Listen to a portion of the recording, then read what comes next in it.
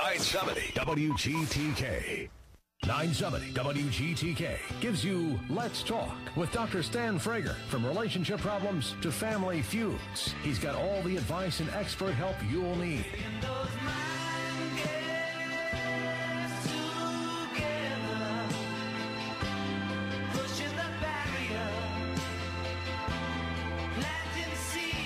Now, here's Dr. Stan Frager.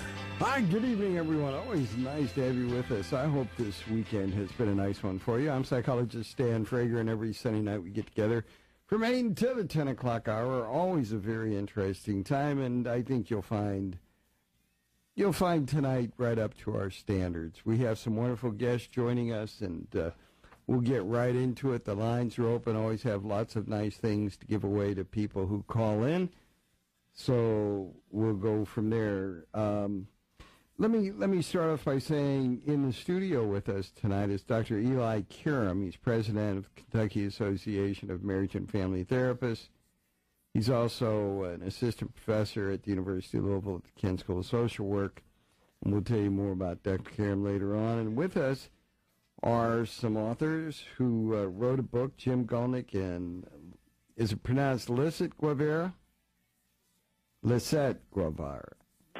Yes. Very good. And they are hosts of LoveWorks, and you'll find out what that is. It's the science of relationships, and they'll be glad to explain that for us. Their book is called Single, How I Found My Perfect Match in 90 Days. So if it's been eluding you and you want to know how to meet that perfect person, tonight you will find out how to do it and in 90 days. And they document the actual process that Lisette used to discover herself and uncover Jim. And it's very interesting in their book, by the way, called Single, How I Found My Perfect Match in 90 Days. Both Jim and Lisette talk about how they met each other. And I thought it was very unique. It was very enjoyable. Plus, there's a checklist, and they'll tell you about all that. Some neat stuff in it that are very helpful. And the way they met each other, the results in their story, in fact, were so extraordinary that family and friends really wanted the couple to write a book and to share the information. They thought it would be helpful to a lot of other people as well. So they're not only talking about relationships, but they have walked their story. They have lived it, and they've lived the advice they offer. And they're not only co-authors and co-hosts, but husband and wife. Although I gotta say, you gotta help me here, Jim. On the cover, I noticed Lisette, you're wearing a wedding ring and Jim doesn't. Now I have to look at the book. Oh, you know what? You know what? I wear my wedding ring on my right hand. Oh, I can't see your right hand in this picture. Very good, and that's very perceptive as well. Yes. Okay, so let's talk about meeting people, and with us here is also Dr. Karam, who also has quite a bit of expertise in relationships. Dr. Karam, always great to have you with us. So great to be back, part of the Sunday night family. He is. Dr. Karam is right. definitely part of our Sunday night family, and so it's just great. We're going to talk about relationships tonight, and it's interesting that whether you're 16 or 60, meeting that right person seems to always be a chore and a never-ending battle. So we'll take a look at how that all happens. So, Lisette, Jim, let's start off a little bit about where does this start. You know, first there's the rebound person, and you could be the reboundee or the rebounder. And how does that work in terms of you've been in an intense relationship and suddenly it's over and now you're out on the market again looking for someone? Yeah, and that is one of the main ways people get re-involved, is that they have that big emptiness after being very emotionally involved in a relationship. And the quickest, easiest way to fill that void is to find somebody to spend time with, to get into an emotional relationship, fill the distance, not fill the distance, but gain distance from that ex-relationship, keeping you busy so you don't have to think about now that broken heart that you might have. And it may be a really good way to stop thinking about the ex, and hopefully you can avoid talking about them to the new person, but it's really a bad way to get involved in a new relationship. Jim, a lot of people's Dr. Karam Eli speaking here. Now, a lot of people would say, yes, staying busy, as you say, is the key. But what about these people, and marriage and family therapists see people all the time that jump into relationships too soon. So while staying busy might be important, it doesn't necessarily have to be with the significant other in a romantic relationship, especially if you have not learned kind of your pattern or the mistakes that got you in trouble in that previous relationship. Well, also, I want to know how soon is too soon. And I think too soon is going to vary for each person. I agree with Dr. Karam exactly that jumping into a new relationship is bad. It is too soon. It's exactly what you shouldn't do. But it is what many people do, and it does cause them to repeat the same mistakes when they aren't finding out what their patterns are, what the things are that are leading them to the wrong person. Well, what are some of the best ways you're finding that people meet each other? I'm finding more and more people who are meeting each other, for example, believe it or not, on these different Match.com and some of these computer and I just can't believe it, but we did a show on this one week, and we found all kinds of people who all met each other over the Internet. And Lizette and I met each other over the Internet. Well, let's talk about that for a minute. Well, it was interesting. Lizette, you want to talk about that a little bit? Lizette, talk to us. Yes. When my friends say, "Hey, you need looking for the man in Internet," I say I feel scared because, sometimes you find crazy people. I say, "Oh my God," but I take a decision. I say, "Okay, maybe this work." Put all my list, the 40 items about what is the man that I want, what is my offer for him. It's amazing how the system say I have the 97% compatible with him. Right, we know. We know that online dating, especially validated sites like Match.com and of the like, have come a long way in kind of increasing the credibility of online dating, that you really can sort and filter. How long did you all talk to each other? Another reason people like online dating is you, as I said, can really control and filter. You can only share certain information until you're really comfortable. How long did it take you all talking online till you decided you actually wanted to meet and learn more about each other? Yeah, it was about 2 weeks, which is, as you would think, relatively quick, but there was a lot of back and forth. There were very few people on my list that were at that high compatibility. And when we found that high compatibility and we were talking back and forth, it only took a couple of weeks for us to go, there is so much in common. Why don't we get together face-to-face and actually talk? Now, what's interesting, this is Dr. Freer, that the algorithms that they use with some of those different matchmaking services have been challenged as to their validity. Dr. Karam, have you looked into some of that literature? Well, I think I haven't looked into that literature specifically, but when you're looking for a site like that, you have to look at the site, see why or why it is not a good fit for you, what they're offering, and again, what are they matching you up on? Dimensions of compatibility, personality characteristics, which we know are stable or enduring, or more sometimes reliable than activities shared or what you like to do in your free time. So it's all about what they're basing those metrics or those algorithms on. And it's also, it's really up to the person. I can tell, and this is something we can maybe talk about later now, you all are in a cross-cultural relationship. I'm looking at your book. You're certainly an attractive couple, but I guess I'm wondering, too, how much online can you tell about those cultural differences that may be relevant to some of our listeners out there? And I would say you probably can't tell all that much on the cultural differences. So I think that's a good point, that maybe we got lucky with the cross-cultural differences, but we did have the underlying, at least the level of education, our interests, business, marketing, the 40 items that were... I put a lot of information, only is all is true. It is really important.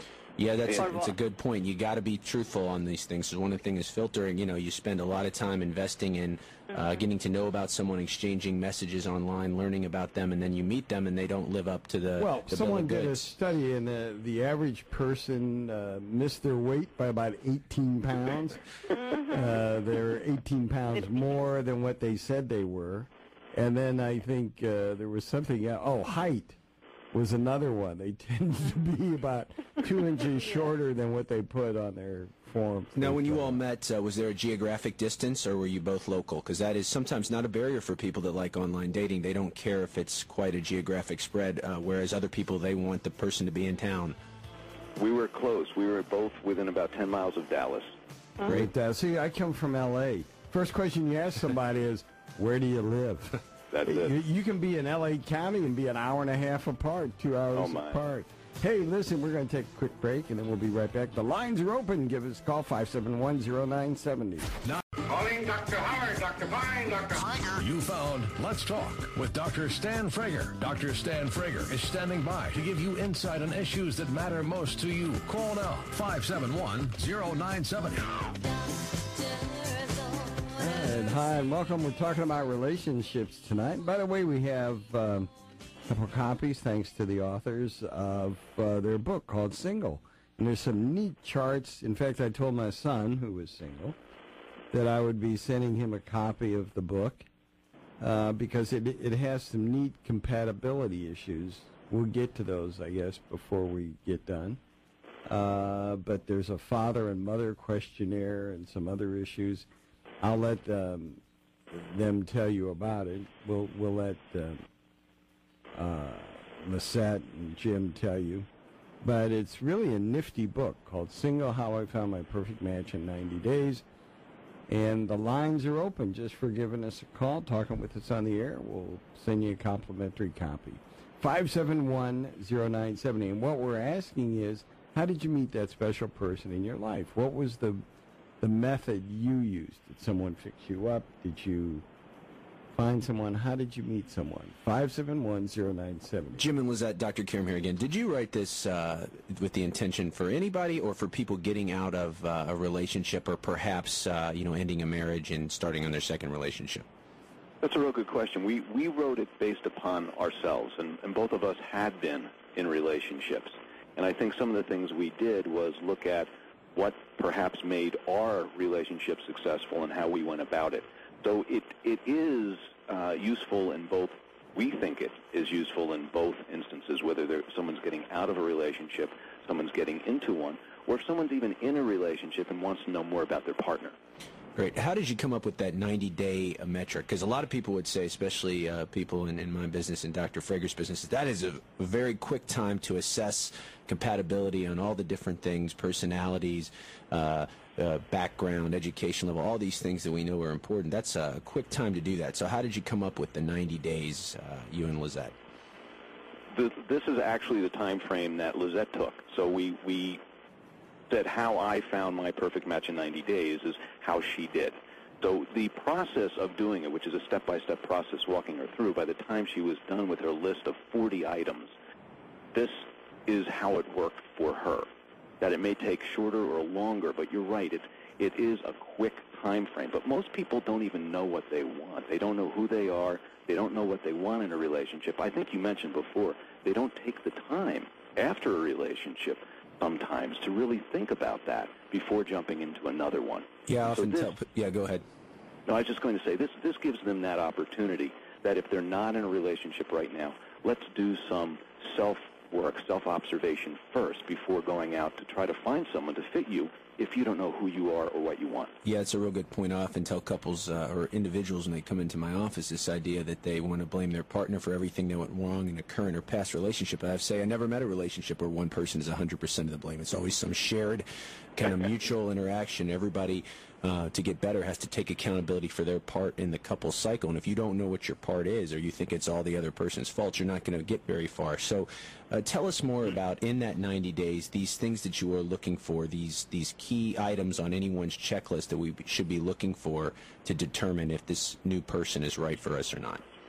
Well, I think going back and Lizette can mention a little bit about this, is that in the self-observation of who you are and what you want in a relationship, is that you're trying to internalize all this, is get it in, get what's in your conscious mind and your unconscious or subconscious, however you want to say it, to be with you all the time, so you really are knowing what you want. So you're not sitting there checking off a list at a date, like pull out the book and check, okay, number 1 they hit, number 2 they hit. But it's going to be very specific for each person. It's going to be in the forefront of your mind. So, like for Lizette, she wanted somebody that had a certain education level because she has a certain education level. She had a certain business aptitude, so she was looking for those things. Now, Lizette, as I recall, you would be a tough act to match up to. You have all kinds of degrees. I mean, you've got engineering background. You've got a number. You have a very wide educational background. Yes, I love students. Yes, a continuing idea about Jean say, if I am divorced in 14 years ago. I have a lot of, maybe boyfriend, but never I take a time for say, okay, really what I want, like my different question about the culture, knowledge, all item, the 40 item is about maybe the what kind of profession have the other people, how he believes or behave about relationship. But what about cultural differences? You're obviously from South America, and yes. Jim, you're obviously not. And so how does that match up to what your ideal person would be like? Maybe, I guess for my personality, I travel a lot for different countries. I made business in Panama, U.S., Mexico, Costa Rica, Puerto Rico. These different, maybe know a different culture. Maybe it's easy for us to live together now. I guess it's important when you know what kind of the risk you have, or what kind of the... You're saying the risk between... Well, and you live in the Dallas area, which I would think would be more accommodating to Hispanic and multicultural couples, because there's a large Hispanic population in the area. And we left there and moved to New Jersey, so... Yeah. It's other books. Whoa. Well, education level... and well, New Jersey, there you found a lot of Puerto Ricans. Right. Yeah. But the idea of cultural differences or not, certainly being matched on education level and intelligence is important, especially if the life of the mind is important to you and you're going to grow with your partner. It's hard to imagine picking someone where intellectual pursuits were not as important, even if they might be different. So that was one of your markers, Lizette. What else were you looking for in this 90 days that Jim fit the bill for? One important thing is I guess that we have is that our family, our father and mother is similar. Okay, maybe. Yeah, that our parents are actually very similar. Our parents are both remain married at 50 years of marriage. Our families are very close. Our families and their relatives are very close. And that was very similar. Even though it's across culture, it was the type of family history that she was looking for in her partner. So family of origin experience, another big one, Dr. Stan. All right, we'll get back to that in a minute. And we're with Lisette Guevara and Jim Golnick and my friend Dr. Karam. And we're all here for you, 571-0970. 9TK. Let's talk with Dr. Stan Frager, helping you make sense of life's daily challenges and much more on 970 WGTK. Doctor, my eyes have seen the years and the slow parade of fears without crying. Now I want to understand, Doctor. Hi, and welcome. And we're with Lisette Guevara, Jim Golnick, author of a book called Single, How I Found My Perfect Match in 90 Days. Also is a regular member of our Sunday night family, Dr. Eli Karam, and he's president of Kentucky Association of Marriage and Family Therapists, is professor at the Kent School of Social Work. And in fact, we'll get Chloe, our producer, to get up there, Dr. Karam, on our website. Check out Frager.com, tips from Tony and Dr. Stan, and all kinds of neat ways you can reach Dr. Karam, and he's glad to talk to you. Yeah, I'm glad. And Jim and Lizette, before the break we were talking, you were saying that even though these cultural differences, you will have very similar what we call families of origin, the family that we grew up in. And I always tell people we only have, we only really know two relationships, that of the one we're in and that of the one we grew up in, our parents. It's our blueprint. And some of us don't have a good blueprint. So it's very important, because if you come from a close family and you marry someone that is somewhat cut off or does not value that, there's going to be friction not only when you start your relationships, especially when you think about having, or if you have, children. So again, you were telling us about that. What especially were you looking for on your list, Lizette, when it came to family, and especially Jim and his family? Yes, it's important we have some classification or values for put more interest in the relationship. And the first is the same knowledge, if we're talking about that. The second is really connection spiritual, because sometimes the person has different belief in different religion or belief in different culture for knowledge or for the family. And the next is how our mind, our body is the three things: soul, the emotion, and body. The three area we have a lot of detail similar. And a lot of that comes from the family upbringing and how you related to that in your youth, and how your family raised you. And each of our families raised us in a way where our minds and our bodies were very important, and our spiritual connection.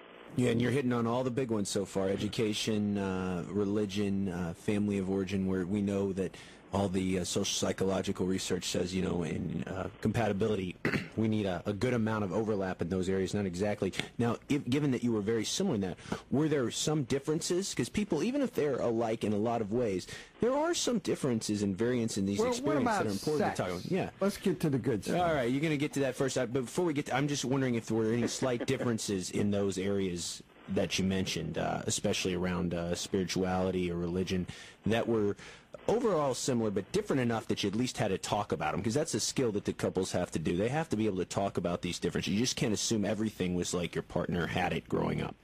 Oh, absolutely. And I think you're right that we had a lot of similarities in that way. There was one major difference between Lizette and I, and that is how we think. She is much more concrete and linear in her thought, and I'm much more abstract and scattered. I'm a musician as well, and do a bunch of other things that call for some randomness, and that's how I think. So our process of working together is her recognizing that. She is to give me time, let me run all over the place, and then come up with, here is the idea. But she has to keep us on task. Right. We call that paradigm the artist and the scientist. The artist he's kind of right brain, and she's left brain. The artist is much more free thinking and likes to do things on their own time, and the scientist is much more structured, ordered, and keeps everybody on schedule. So Dr. Stan wanted to talk about sex. That's right. Let's get to the good stuff. Wait, before we do that, though, Carl's called in. Let's go to the phones. 571-0970. And we'll get you a complimentary copy of their book. And Carl? Yes. All right, because as soon as we get done with you, I'm going to ask about sex. Good.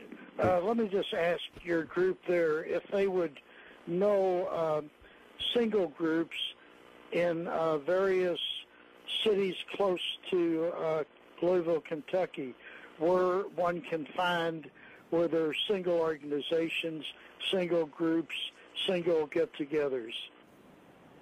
See, that's part of it. Jim, talk about the fact that you met on the Internet. Is that as important if you meet on the Internet in terms of geographic closeness? Well, I think if you want to actually meet somebody and have face-to-face communication, which we feel is absolutely necessary early on in the relationship, because if you are doing, say, months of online communication, Lizette has had an instance where somebody she originally met on the internet was, a scammer. Someone who would tell her stuff, but as soon as she said, well, can you send me a picture or a new picture, or can we meet, or can we video chat, the person would be, oh, I'm busy, I'm not available, and she was just like, okay, that's it, because there are instances where someone will string you along for a while. So what does Carl do? I'll tell you what, we got to take a little break here in a few seconds, and then when we get back, we'll give him the answer of how to meet someone. So you hang in there, Carl. Okay. And we'll be back in a moment. 571-0970. Sure, 571-0970. Carl and Sex. You get all that when we get back. I'm Dr. Calling Dr. Howard, Dr. Fine, Dr. Frager. You found Let's Talk with Dr. Stan Frager. Dr. Stan Frager is standing by to give you insight on issues that matter most to you. Call now, 571-0970. Hi, and welcome. I'm psychologist Stan Frager. Every Sunday night, this is our time together. It's our Sunday night family.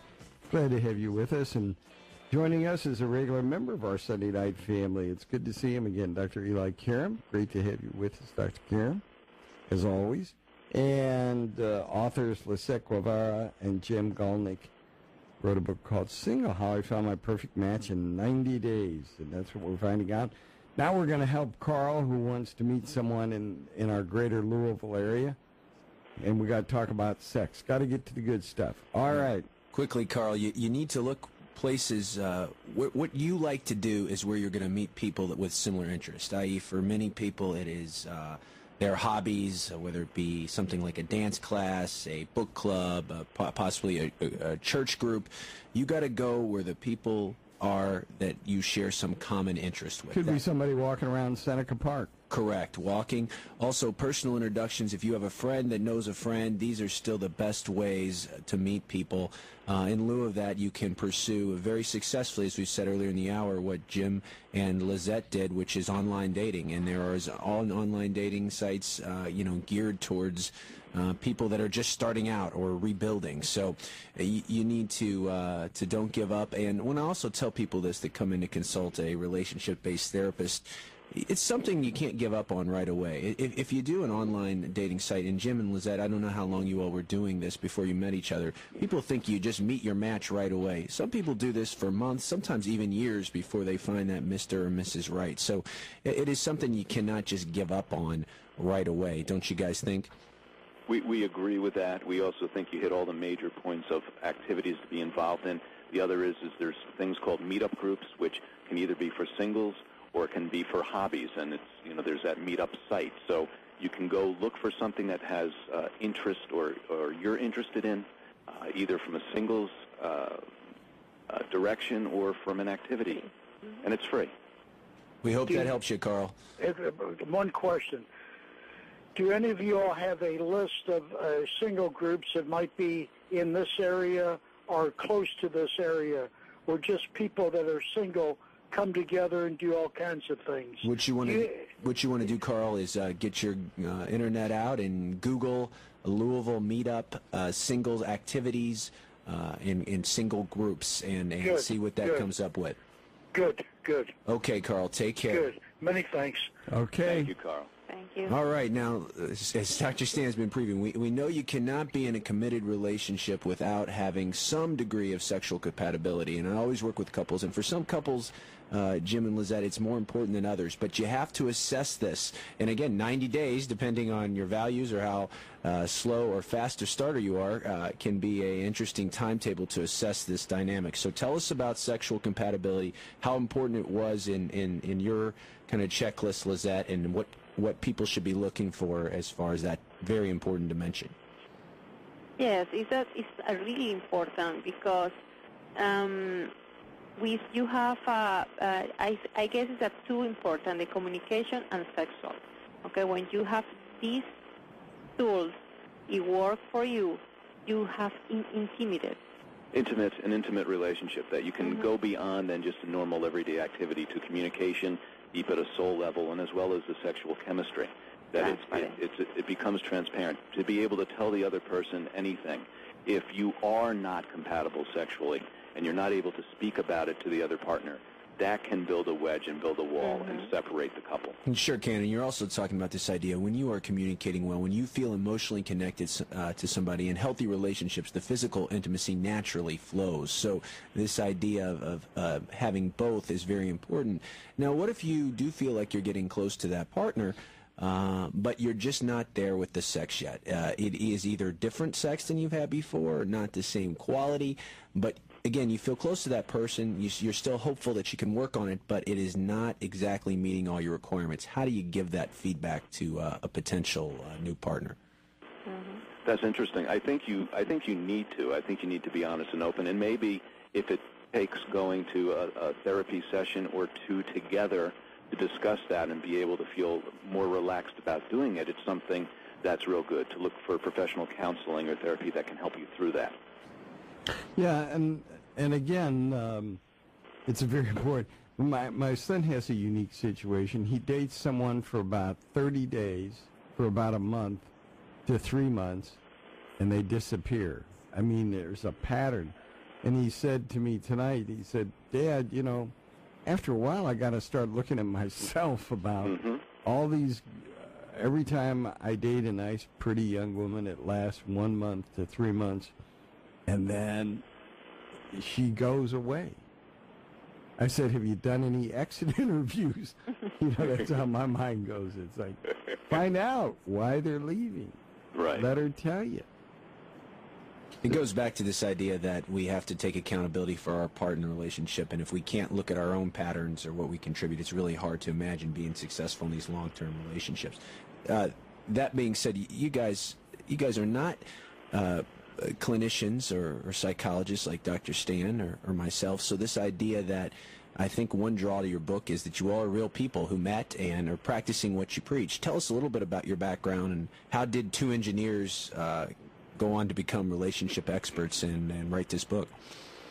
Well, and I'm going to speak for both of us. I'll get it out quicker. And that's one thing that we've learned, is that Lizette has so many brilliant ideas, and we discuss them, and then sometimes I have to be the translator or spokesman for us. So I'll be the marketing person right now. My hard accent. But how we got involved in it is our backgrounds. She's in industrial engineering and a doctorate in education. I'm MBA in electrical engineering. And so we came from much more of a, if I'll say, scientific engineering standpoint and drew together that way. Tell you what, hold on just for a minute, and we'll find out the rest of the story as soon as we get back. Be right back. I'm Dr. Stan Frager. See you in a moment. Dr. Stan Frager, helping you make sense of life's daily challenges and much more on 970 WGTK. Doctor, my eyes have seen the years and the slow parade of fears without crying. Now I want to understand. Doctor, All right, hi and welcome. I'm Stan Frager with Lizette Guevara and Jim Golnick, and we're talking about, tell us real quick again now, how you ever got together.